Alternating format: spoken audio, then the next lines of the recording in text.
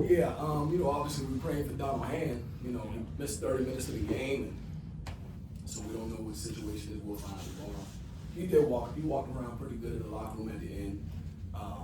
So for our guys to be 30 minutes without our best player and to overcome a 15-point deficit and come back and take the lead and have a chance to win, I'm proud of them for that effort. But again, we lost the game. It seems like it's a broken record. We're talking about a possession game, right? You're talking about 2 possessions. And it's like it's all the time the same scenario. So we have to be better. I think the first half we had too many turnovers. We gave them a chance to get some easies, and that's the story of the game. I thought other than that, we won the game, but the 9 turnovers in the first half really gave them some opportunities to get some easy baskets, and we wanted to make sure we would be a little bit more stingy and guard them better, but those turnovers really hurt us.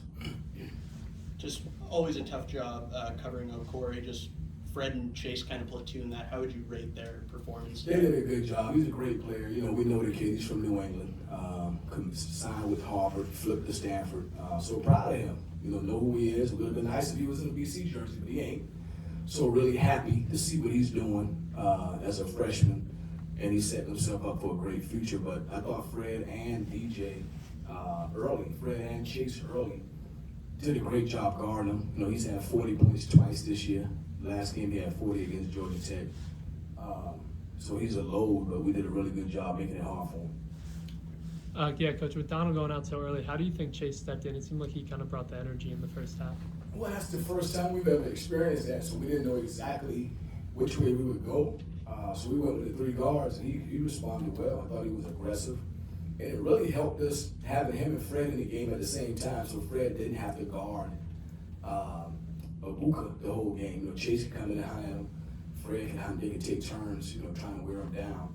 But I thought Chase came in and did a great job. To say he's never played with Luka in a game this year, it was new for us. And obviously we learned something. It was actually a pretty good lineup.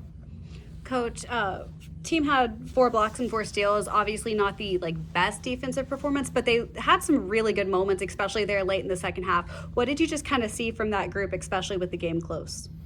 Well, they played with a lot of energy. They were helping each other. They were flying around. I thought we had an elite defensive performance if we did a better job on Keeler. But to let their best 3-point shooter get 13 attempts off, that's too many. We lost him some. He made us pay. So I thought we would have had an elite defensive performance if we could have done a better job on him. But he made us pay getting those 13 3 attempts off and making 6.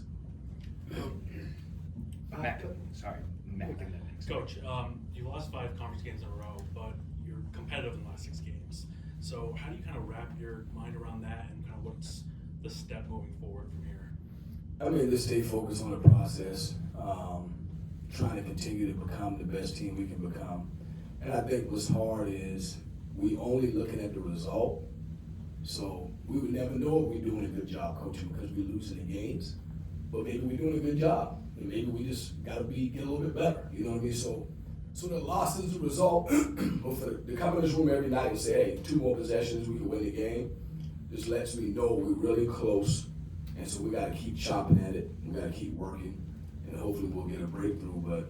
But it's a lot of close games. So it's a lot of heartbreak for the guys. A lot of hard days where you say, hey, you got to get back up tomorrow and work and get ready for the next one. And you had a chance to win it if you were just a little bit better.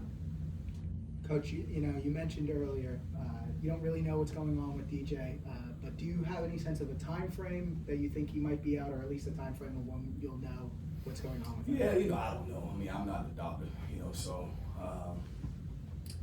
he looked good just now when I saw him in the locker room moving around. And he's got an MRI tomorrow, so we'll find out more. And then it feels like, when you guys cut into Stanford's big leads, cut it to 4 or 5, that the offense slowed up a little bit. Would you like to see the pace pushed more on offense when you guys get within that range? Yeah, you can capitalize on some misses. Try to go get some easy baskets if you don't get organized. But, again, we did have an unorthodox lineup in. Guys had never been in that situation before together in a game, a close game. But I thought we did a pretty good job managing it. We missed some stuff at the rim, too. I thought we missed some stuff at the rim. I thought we missed a few good rhythm threes we had. So we needed to be a little bit better. But, you know, I can't question our players' effort or their character because, again, we were down 15. It could have got really bad. I wish we were better in terms of our result.